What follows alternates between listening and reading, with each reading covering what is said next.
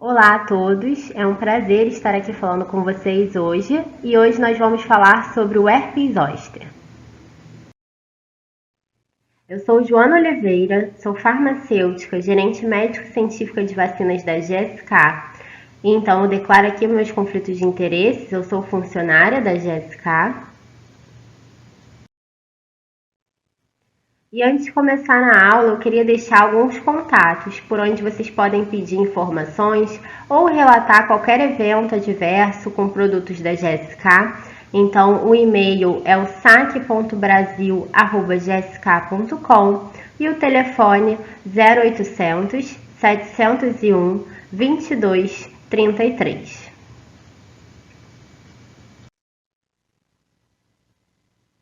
Bom, então para começar, o que é o herpes zoster? O herpes zoster é uma doença causada pela reativação do vírus da catapora. Então, geralmente, quando a gente é criança, a gente entra em contato com o vírus da catapora, manifesta a doença, como vocês podem ver nessas imagens aí à esquerda. A gente manifesta a doença com as manchinhas vermelhas no corpo, aquelas manchinhas que coçam. E mesmo quando essas manchinhas se resolvem e a coceira passa, esse vírus da catapora ele continua dentro do nosso corpo. Ele fica como se fosse dormindo, a gente chama que ele fica latente. E ele fica especificamente latente, dormindo no nosso sistema nervoso.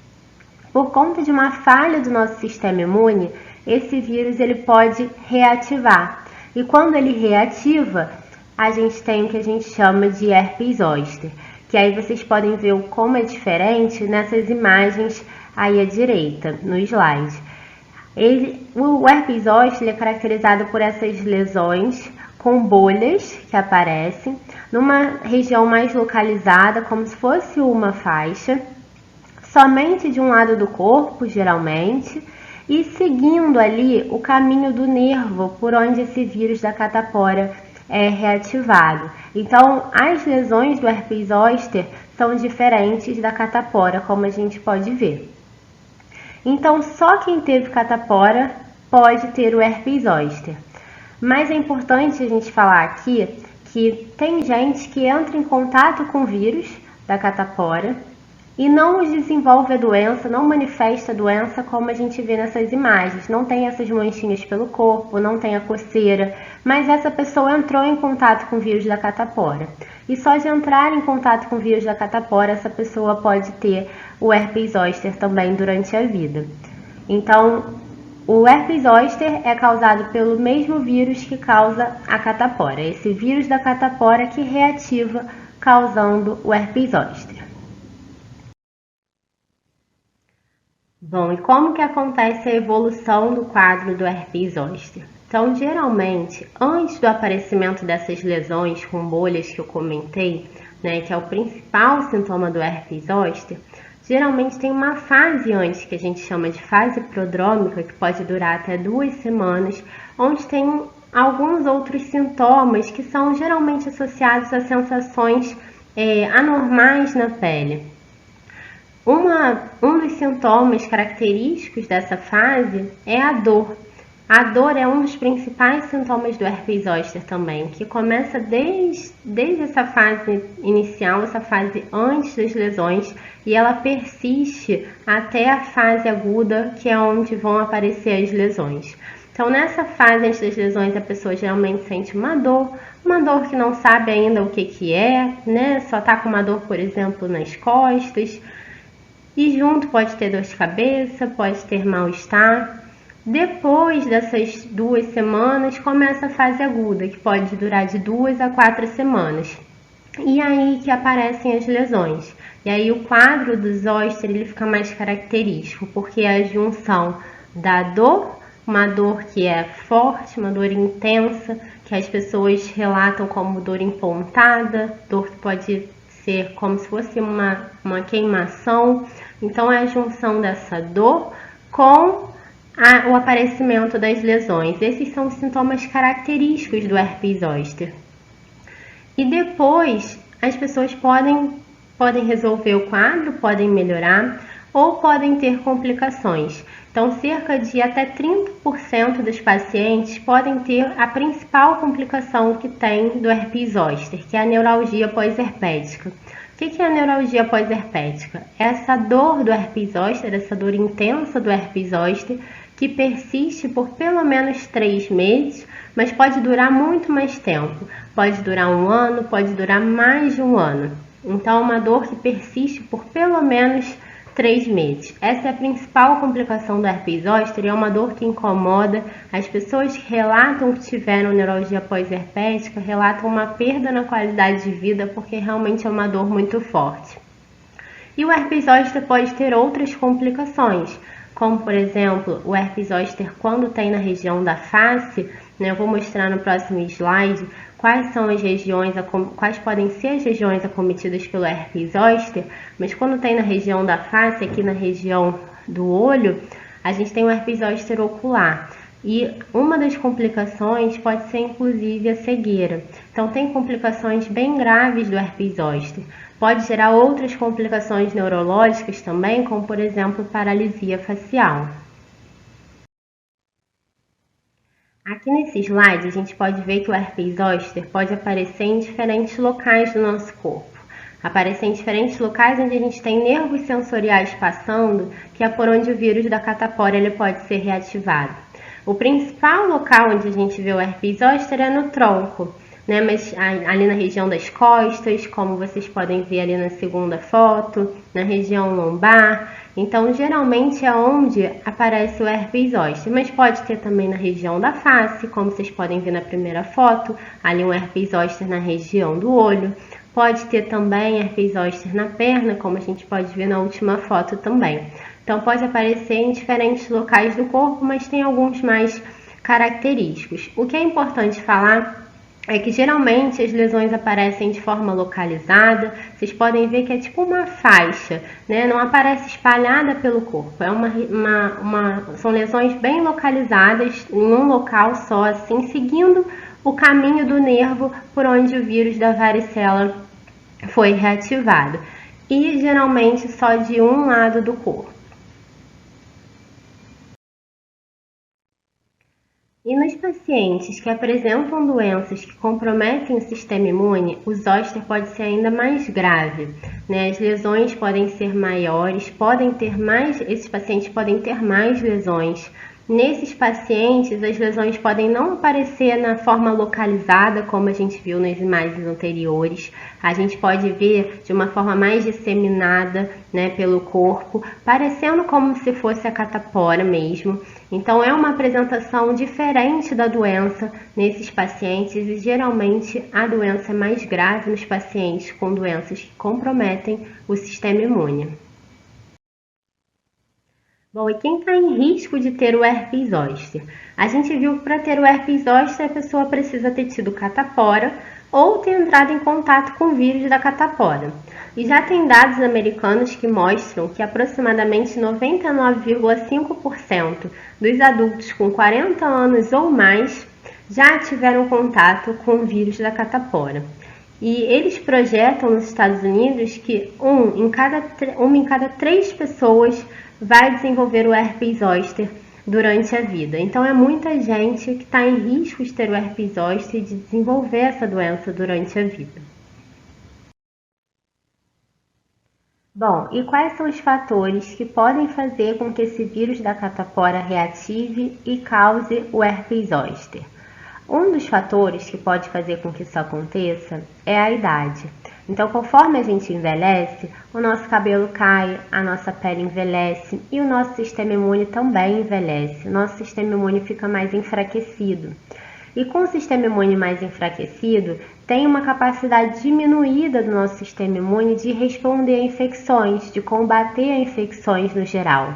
Então, pode ser que aconteça desse vírus da catapora reativar e o nosso sistema imune não conseguir combater e ter o desenvolvimento do herpes zoster.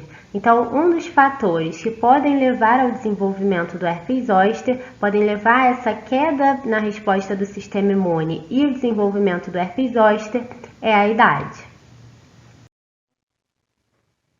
E a gente pode ver isso nesse gráfico, que a gente vê aqui que quanto maior a idade, maior a ocorrência de zóstria. A gente pode ver mais para a direita, a gente tem pessoas com uma idade maior do que na esquerda.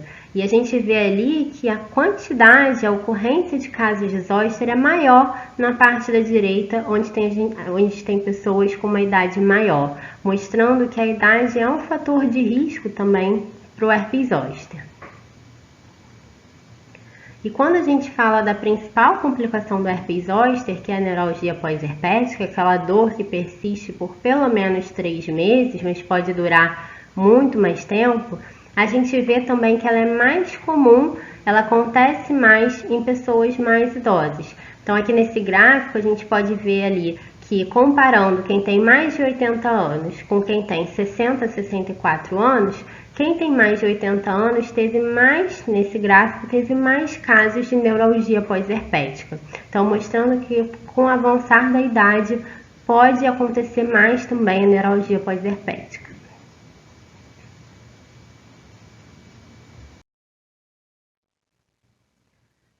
Bom, mas não só a idade é um fator de risco para o herpes zóster. Tem outras condições também e doenças que comprometem o sistema imune das pessoas e deixam essas pessoas em risco maior de ter o herpes zóster. Por exemplo, pessoas que receberam transplantes, indivíduos vivendo com HIV, pessoas com doenças autoimunes, por exemplo, lúpus, artrite reumatoide, pessoas com câncer, são pessoas que têm um risco maior de ter o herpes zóster também, e a gente vê isso, por exemplo, nesse gráfico, que mostra a ocorrência de zóster nessas pessoas com doenças autoimunes e comparado com a população em geral. A população em geral está ali na barrinha azul e as populações com doenças autoimunes nessas barrinhas laranjas. E o que a gente vê é mais zóster nessas pessoas com doenças que comprometem o sistema imune comparado com a população em geral. E outras comorbidades, a gente tem estudos surgindo, que a gente vê que outras comorbidades também aumentam o risco para o herpes zóster. Então, por exemplo, diabetes, DPOC, doença cardiovascular, são doenças também que aumentam o risco para as pessoas desenvolverem o herpes zóster. Bom, acho que melhor do que eu falar sobre a doença é a gente escutar de uma pessoa que sofreu com essa doença e contou um pouquinho dessa história pra gente, que é o Sr. Paulo. Vou passar o vídeo dele aqui que conta um pouquinho da história dele.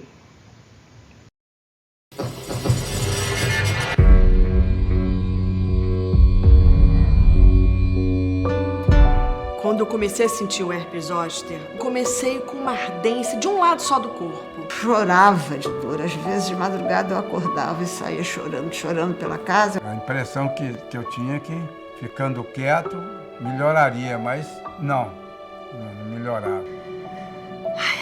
É horrível. Foi virando não só a ardência, não só a coceira, mas era uma espécie de facada nos órgãos. Era como se tivesse uma agulha e que enfiava assim. A sensação que eu tinha quando era de queimação era de que eu estava pegando fogo, com a sensação de que estavam fatiando a minha carne.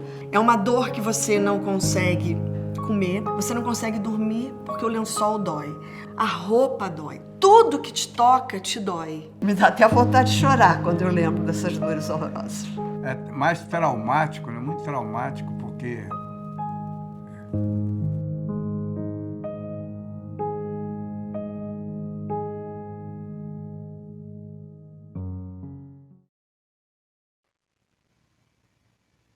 Bom, o Sr. Paulo trouxe um pouquinho da experiência dele, do que ele passou com o herpes zóster. É difícil a gente mensurar a dor que a pessoa sente durante um episódio de herpes zóster, mas tem estudos que tentam aqui trazer um pouco de comparação da dor do herpes zóster com outras dores que a gente pode sentir.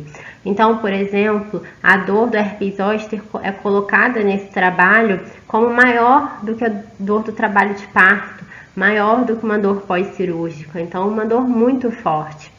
E a dor da neuralgia pós-herpética, que é a complicação, é colocada perto de uma dor de fibromialgia, uma dor maior do que uma artrite reumatoide, do que uma dor crônica relacionada ao câncer. Então, realmente são dores muito significativas que a pessoa sente, mas só quem sente que sabe como é essa dor. E essa dor do herpes zoster e a dor da neuralgia pós-herpética são dores que podem interferir na qualidade de vida da pessoa. Então, pode interferir nas relações sociais, nas atividades do dia a dia, no sono, no trabalho. Por exemplo, a pessoa que não consegue nem colocar a roupa, não consegue colocar uma blusa, porque só de encostar no local o tecido, ela já sente uma dor muito forte, essa pessoa às vezes não consegue trabalhar, dependendo do trabalho que ela tiver que desempenhar. Essa pessoa, imagina para dormir, né? Quando a gente tem dor nas costas, por exemplo, a gente já sente um pouco de dificuldade de dormir. Imagina essa pessoa com essa dor que não consegue nem colocar a camisa, como que deve ser o sono dessa pessoa? Então, a qualidade de vida fica comprometida com o herpes zoster e com a neuralgia pós-herpética. Então, por último, eu queria só deixar algumas mensagens finais, fazer um resumo do que a gente conversou hoje.